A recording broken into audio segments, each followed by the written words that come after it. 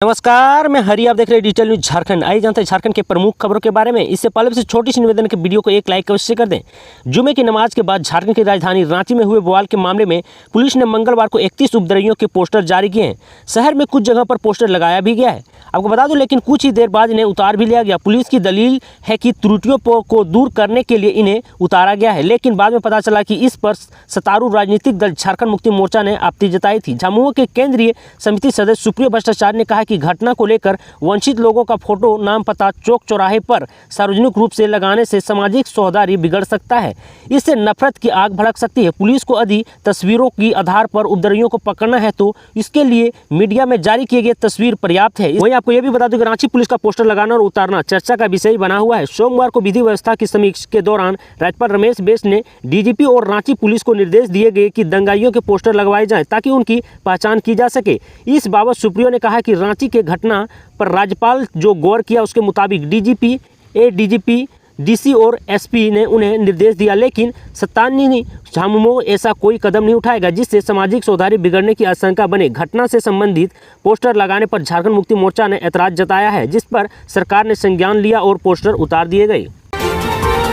अगली बड़ी खबर की बात करें तो झारखंड के मुख्यमंत्री हेमंत सोरेन के धूर राजनीतिक विरोधी गोड्डा भाजपा सांसद निशिकांत दुबे ने ट्विटर पर मंगलवार को फिर बम फोड़ा है।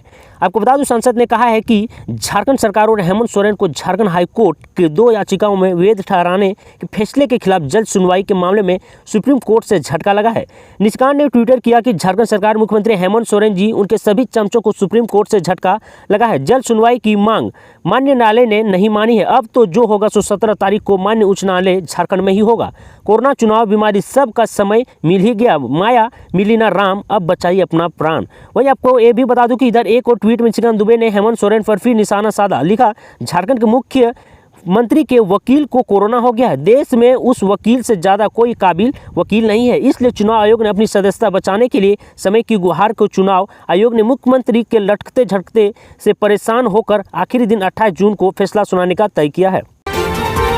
अगली बड़ी खबर की बात करूं तो गृह मंत्री अमित शाह ने मांगी रांची हिंसा की रिपोर्ट। आपको बता दूं, राजभवन रांची में हिंसक प्रदर्शन को लेकर केंद्र की मोदी सरकार को भेजने के लिए रिपोर्ट तैयार कर रहा है। 1-2 दिनों में यह रिपोर्ट केंद्रीय गृह मंत्रालय को भेज दी जाएगी। आपको बता दूं कि केंद्रीय गृह मंत्रालय ने इस बीते शुक्रवार को रांची हिंसा की घटना को लेकर राज्यपाल रमेश बैस से रिपोर्ट मांगी है। इसके बाद ही राज्यपाल ने सोमवार को पुलिस महानिदेशक समेत अन्य वरीय पदाधिकारियों को राजभवन बुलाकर रांची हिंसा की पूरी जानकारी ली। उन्होंने डीजीपी नीरज सिन्हा से इसे लेकर रिपोर्ट की मांग की थी, साथ ही अन्य जानकारियां भी देने को कहा है। पुलिस पदाधिकारियों द्वारा दी गई जानकारी के आधार पर राजभवन विस्तृत रिपोर्ट तैयार कर केंद्रीय गृह मंत्रालय को भेजेगा।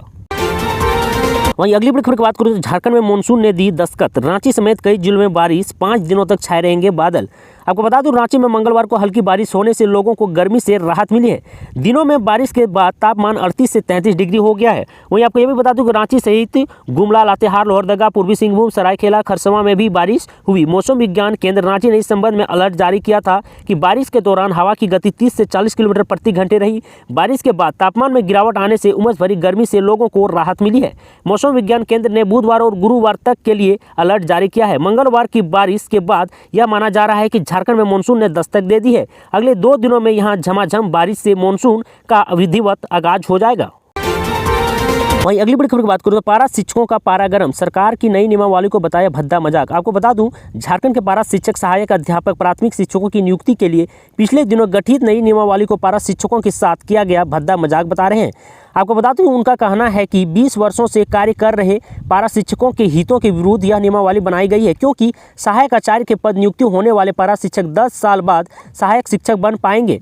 तब तक कई पारा शिक्षक सेवानिवृत्त हो जाएंगे। टेट सफल सहायक अध्यापक संघ के अध्यक्ष प्रमोद कुमार ने कहा है कि यदि यह नियमावली को जबरदस्ती थोपा गया है तो पारा शिक्षक जोरदार आंदोलन करने के लिए बाध्य होंगे।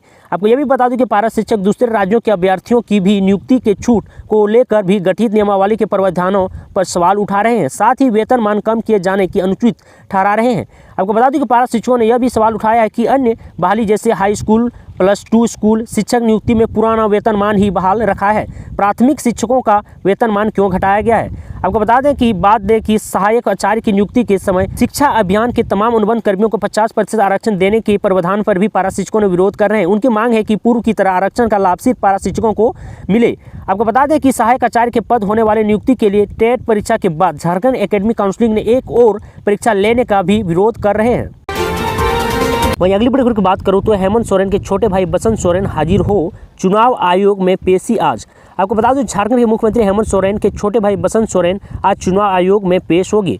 दुमका के विधायक बसंत सोरेन बुधवार को भारत निर्वाचन आयोग के समक्ष खनन कंपनी संचालित करने संबंधी भाजपा के आरोपों पर अपना पक्ष रखेंगे। आपको बता दें कि नई दिल्ली स्थित निर्वाचन आयोग में इसकी सुनवाई होगी। इससे पहले 30 मई को बसंत सोरेन ने अपना पक्ष रखते हुए संशोधित जवाब दाखिल करने का आग्रह किया था। इसे आयोग ने स्वीकार करते हुए संशोधित जवाब दाखिल करने का निर्देश दिया था। आपको यह भी बता दूं झारखंड के मुख्यमंत्री हेमंत सोरेन खदान लीज मामले में मुश्किल में है। इस मामले में झारखंड हाईकोर्ट सीबीआई जांच की मांग वाली याचिका को वेट ठहराते हुए मेरिट पर सुनवाई कर रहा है। वहीं चुनाव आयोग ने उन्हें अयोग्यता का नोटिस दे रखा है। मंगलवार को पेशी की तारीख के एक दिन पहले ही हेमंत सोरेन अपने वकील की तबीयत खराब होने का हवाला देते हुए भारत निर्वाचन आयोग से फिर समय मांग की है।